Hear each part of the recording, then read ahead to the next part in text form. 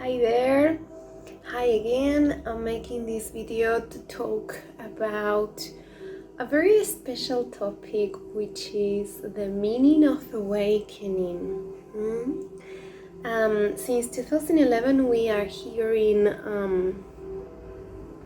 from many sources that people is awakening, and many people says, oh, I am awake, and many others says, oh, I'm worried because I'm awake and my partner is not awake, or my friends are not awake and I want to wake them up. I hear it very often lately. Yeah, maybe not at the very beginning, but now the concept is becoming very popular. And I wanted to make a video to talk what means awakening. Is there a process, a specific process we go through to awake? Is something that happened from one day to another? Is that true? Is something that we can trigger on ourselves in order to make a change in our perception of ourselves and the world we live in? There are common questions that normally people don't ask, but I'm pretty sure they are not confident about the answers to these questions. So I wanted to bring a little bit of light on these topics, and I'm asking for assistance today to Master Sananda Jesus and Mary Magdalene to help me to translate the answers.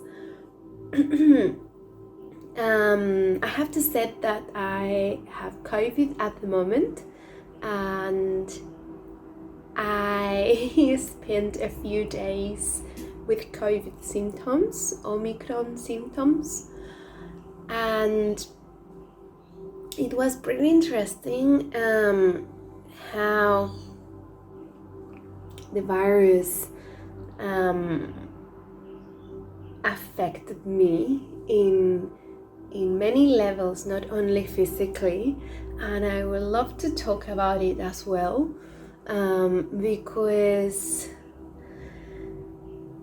I think this creation of ours, because viruses and bacteria that many times are harmful to us are part of nature. Even if we're created in a laboratory, is part of nature.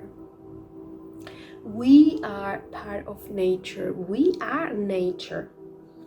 All our atoms are elements, are made from elements that you will find in this planet.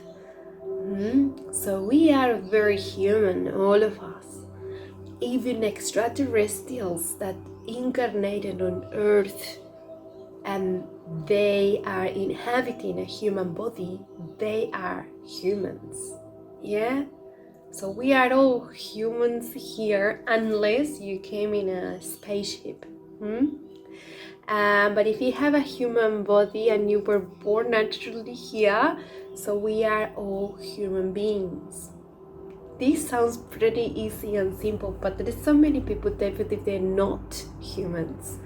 And realizing that we are humans is very important to remember our deep connection with Mother Earth. Because if we deny our humanity, we are denying our connection with the Mother. And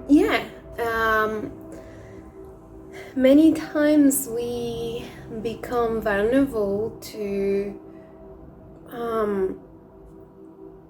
other living beings who coexist with us in this planet, such as bacteria, viruses, animals, other humans, everything is part of this human experience. This experience we have the pleasure, the honor to transit during our stay on earth. Basically, awakening means, telling you in a simple way, means opening your heart, your Christ consciousness. When you open your heart, you are expanding your consciousness to the fourth and the fifth dimension. When your consciousness is locked in only operating in the third dimension, the time for you is linear. So it means that for you the future is ahead and the past behind. When you expand your consciousness to the fourth and the fifth dimension, time is not linear anymore. So you will access to information from the future and from the past as you will experience, and you will experience as if that's happening right now. In other words, accessing to memories from past lives, from our childhood in this life, even accessing to memories of potential events that may occur in a potential future. It could be very overwhelming for us if you are not prepared to deal with that information. So, awakening involves expanding the consciousness to the point that we can access big information, like big data. And when accessing that big data, there must be a process of integration of the information we are accessing. It's like a feedback, because the information is alive. So accessing to information is interacting with the information. In the same way that if you call me, if you give me a call, you are interacting with flow. Beyond the information we can exchange on the phone, what you are doing is merge your energy field with mine. So every time you connect to information, you are working on an exchange of energy, and that exchange of energy will transform your physical body, your mental body or mental vehicle, your emotional body or emotional aura or emotional vehicle. That's not matter how you want to call it.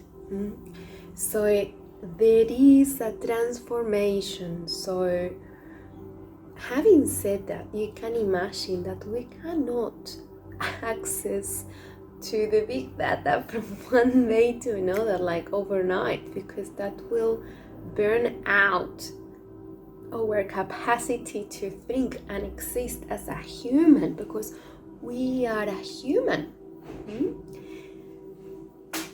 And that's why when people use sacred plants or even chemical drugs to help themselves to expand their consciousness, it hurt them very badly, because they are not prepared. Unless they are prepared, for sure.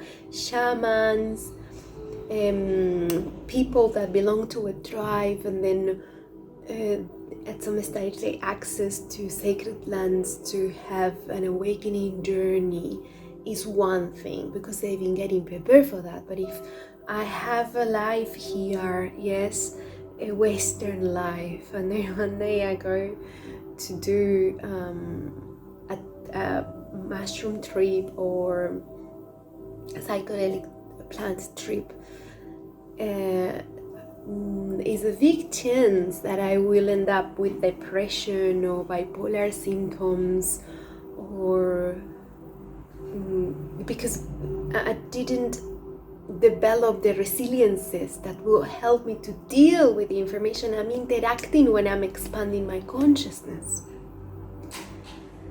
So, having said all of this, you will understand why the heart have to be closed. Why people, in order to survive in planet Earth, have to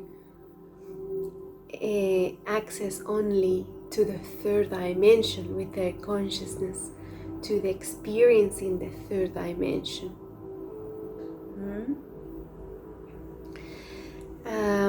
It happened during the Galactic night. Very slowly, the DNA had to be disconnected.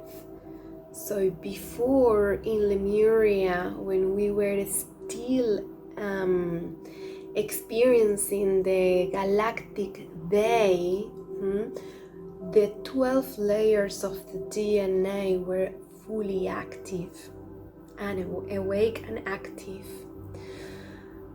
But since we entered into the galactic night, the DNA start to be gradually disconnected. So before 2011, we were existing only with 2 layers of DNA. From the 12 layers, only 2 were active. The rest of the layers were disconnected, were there, dormant, with all the information that they carry.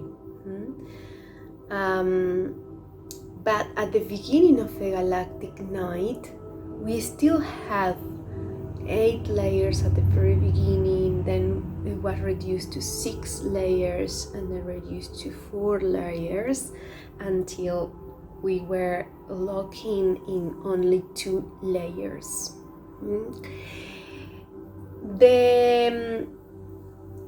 I guess that if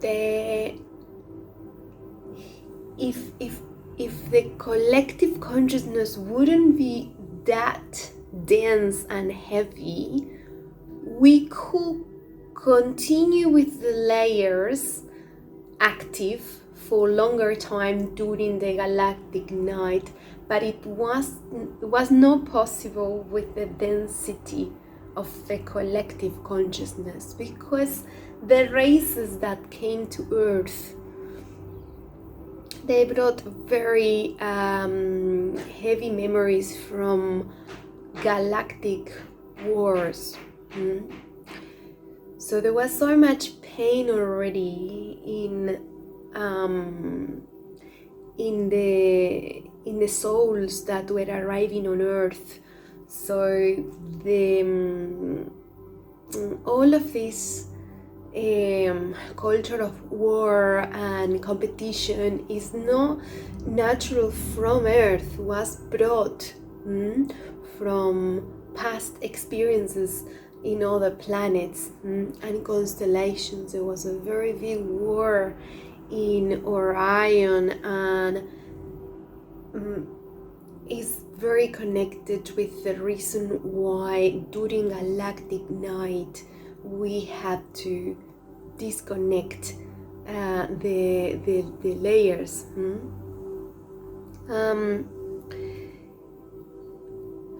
So closing the heart allow people to reincarnate during galactic night without the level of suffering that will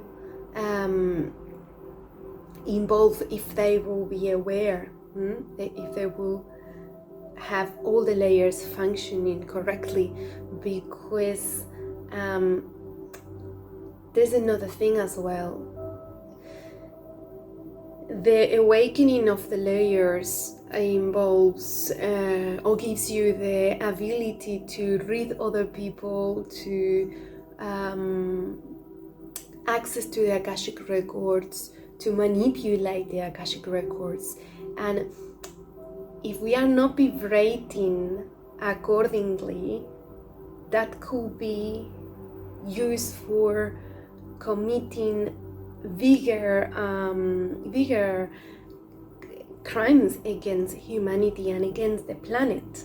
Yeah, the humans having access to that power could end up destroying the planet. Makes sense?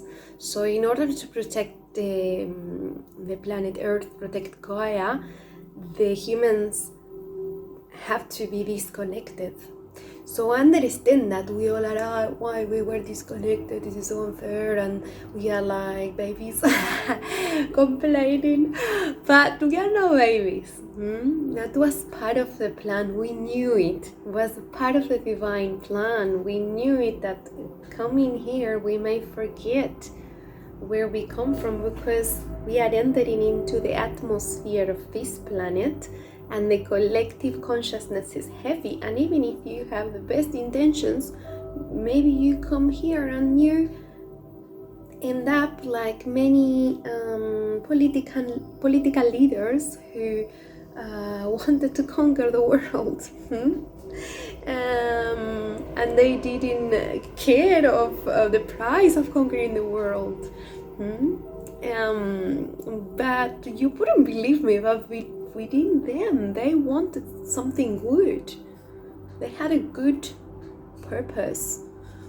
Even Hitler had some kind of good purpose, or Vladimir Putin, like all of them, they're very advanced souls. Imagine if imagine what would happen if they would have the 12 layers of DNA functioning back in the time. Yeah, imagine that level of intelligence and that level of manipulation skills, and yeah, so the biggest the biggest the mentors of the world were very advanced beings coming from Pleiades and other races, but very advanced.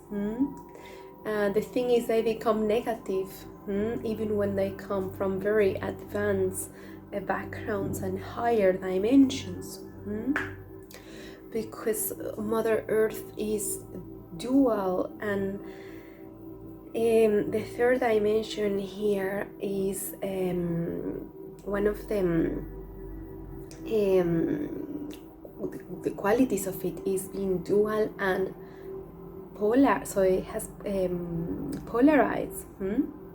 So the polarization leads to war. In war, always we have the villain and the hero, right? Both kill, both destroy.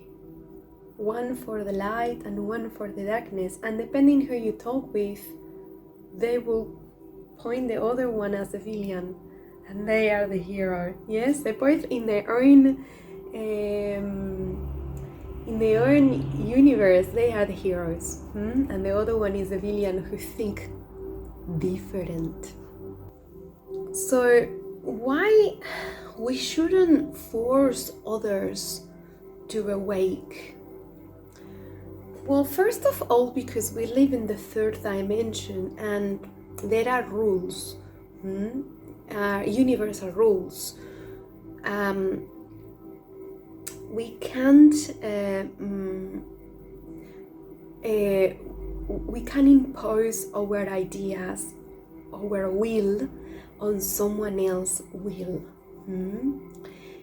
We always must respect the free will of other living beings. The moment you stop respecting is the moment when you are activating another law, which is cause and effect, and you will receive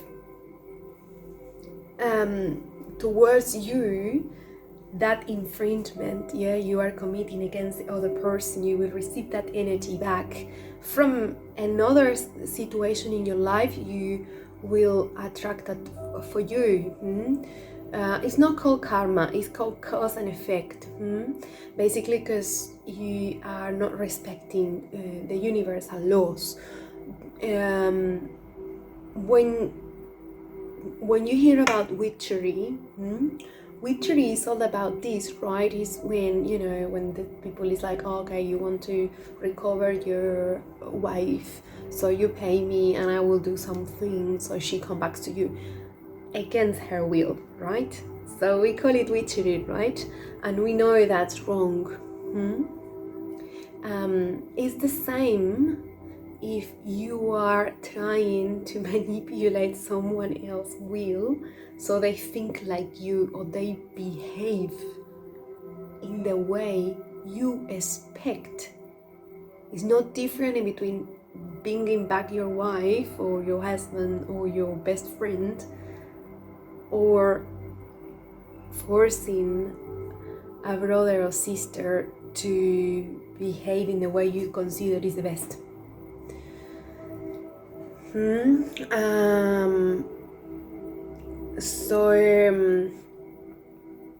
That's the first thing I wanted to address here. And second one is that awakening, opening the heart and remembering past lives. It's a journey, it's a self-healing journey. We are not prepared for that yet. So the people who are transiting that journey is because they've been getting prepared for so long, and they are continue working on themselves, acquiring tools and building up resiliences to deal with it. But if we are in this journey, when you are doing a lot of inner work, and when I say inner work is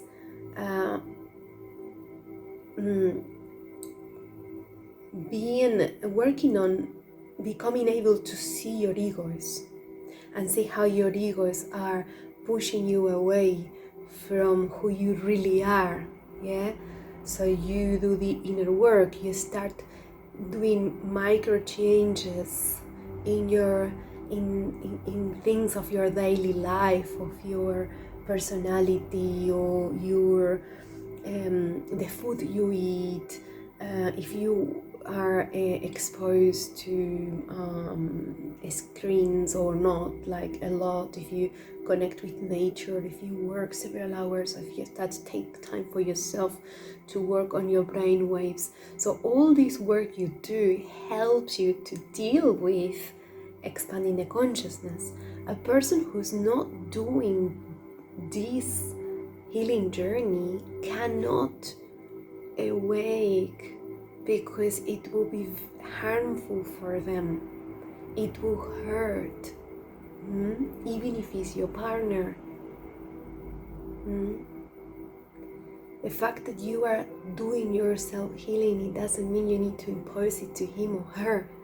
If they have been thousands of years living from their egos, like you and me, okay, because I was in the same place. I couldn't awake my blueprint in past lives during the galactic night, because that would kill me.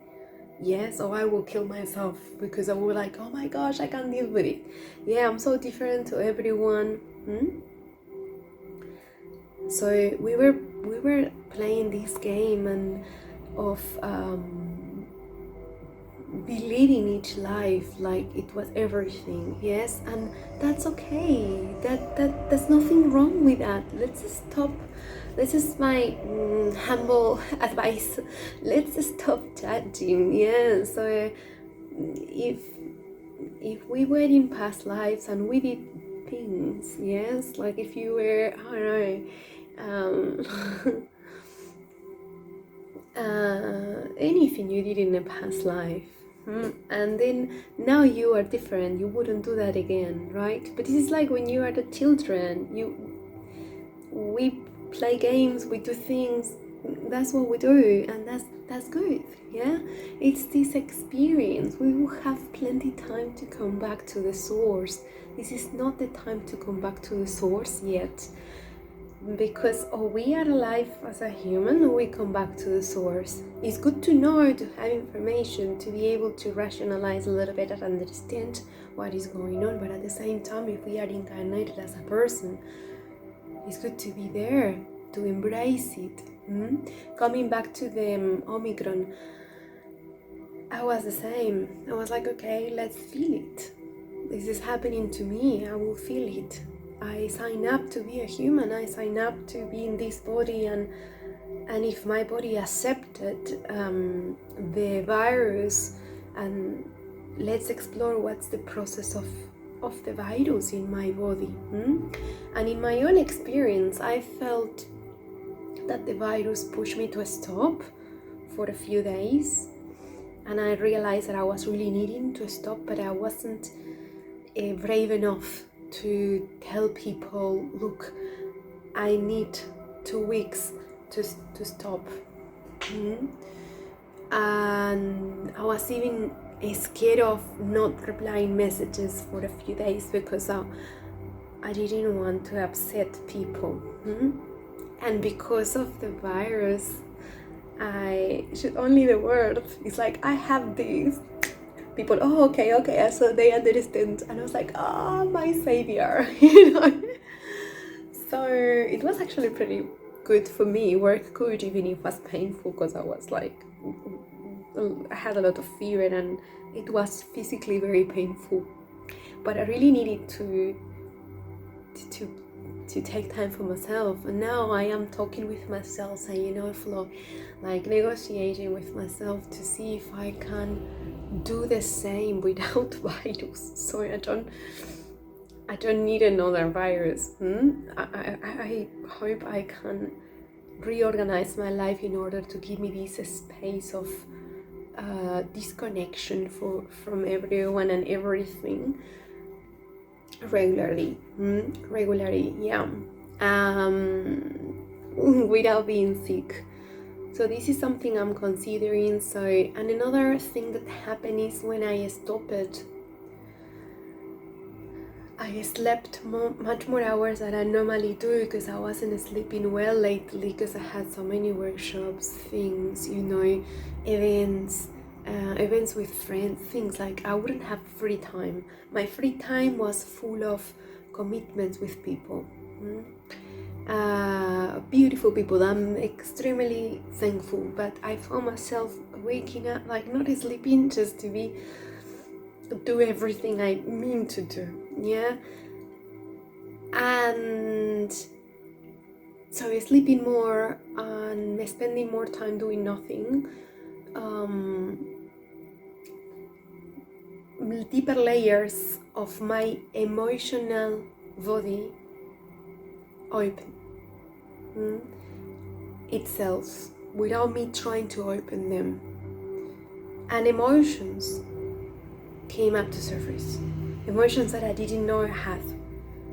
Emotions that I didn't know I had, because I thought that they were.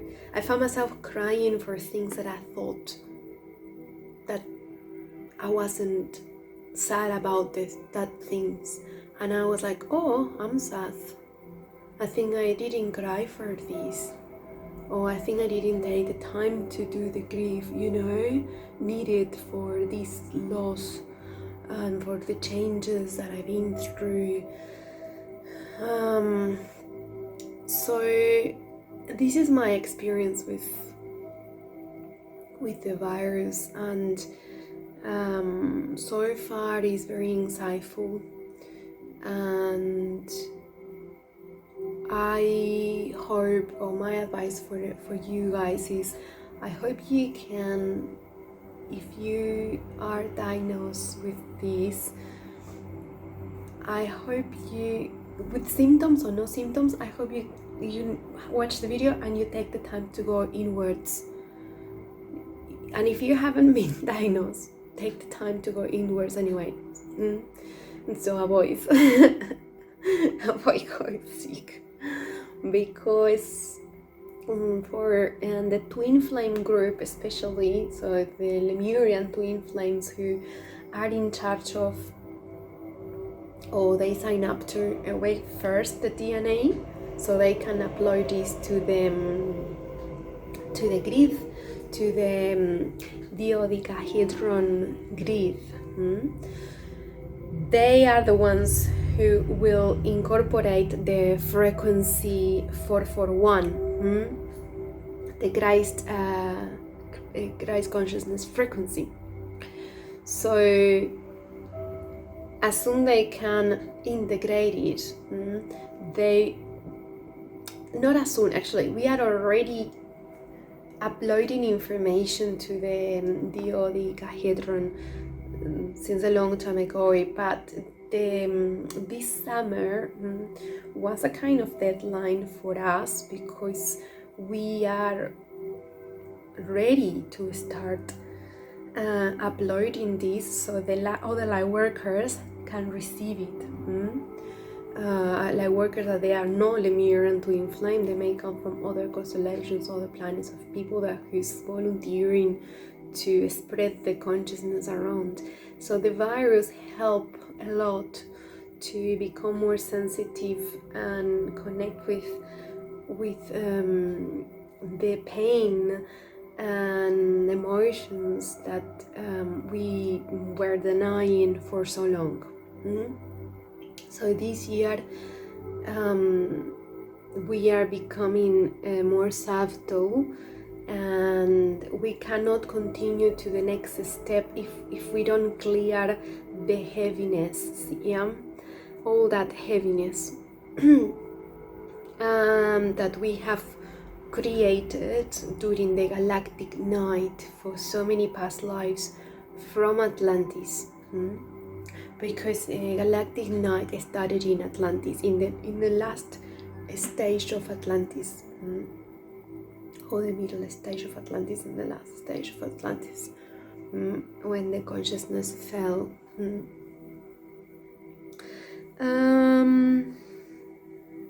I'm seeing if I have something else to say. Why we shouldn't force the awakening of others. That's clear, right? Because we don't want to hurt them. They will awake at their own time if they have to. If they take another 10 years or 20 years, nothing wrong. We were waiting for 20 to 23,000 years. So 10 years more, it's just no difference. It's just a process. Maybe you don't notice, but they are awakening. But it's no need to speed up the process. Yes. Trust the divine, trust your friends, trust God within them, trust God within you. And the last question is why we shouldn't force the awakening of our twin flame, if you have a twin flame. For the same reason, because why you want to force the awakening of your twin flame? Oh, because your ego tells you. Your ego, your fear of abandonment, your fear of rejection, and all this inner fears tells you, awake her so you don't suffer anymore. And many times the twin flame remains dormant for longer time so you can do your job. Because what I see in twin flames is that many people embrace the journey. They embrace the journey, but in a very ego base thing, you know, like, oh, we are superior, we are so special, both of us. That's ego. Or now I have her or have him, I don't need them anymore. Ego. That's the ego, because the ego keeps us separate. From the moment you believe you are with twin flame, and then you don't give nothing else about the rest of the world, that's not really good for ascension, because that will bring you backwards.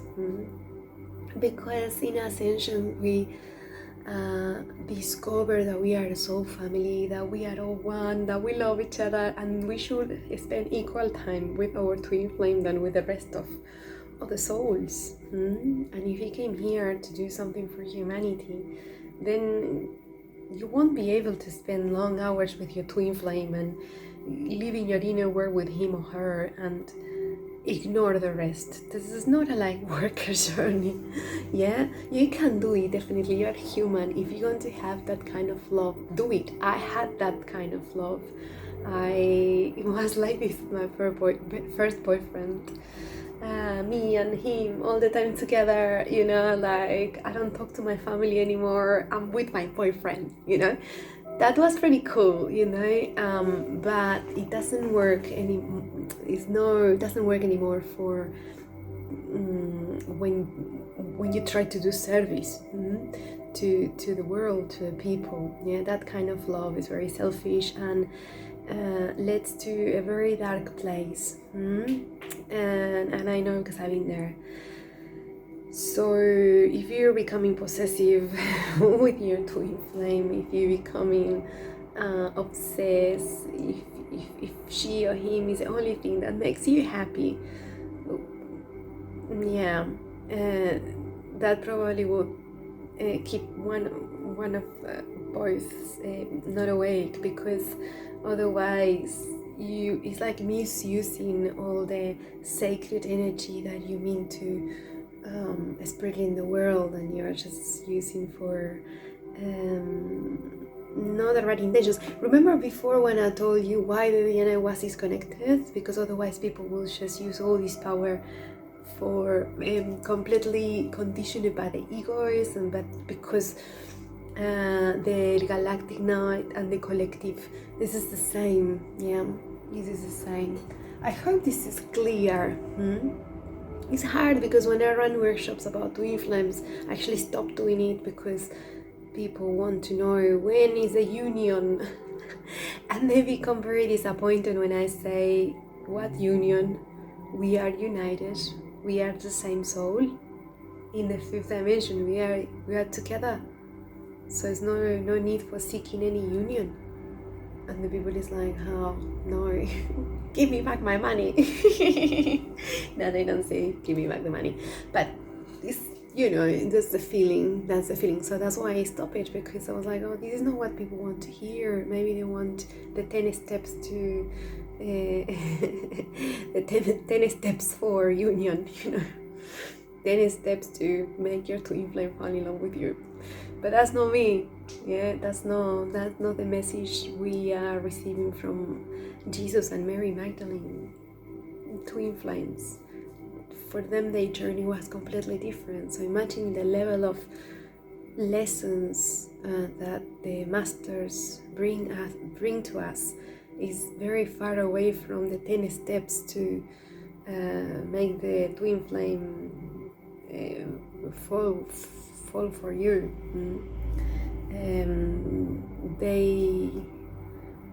Their story is very hard. The love they have was very high, to the point that she accepted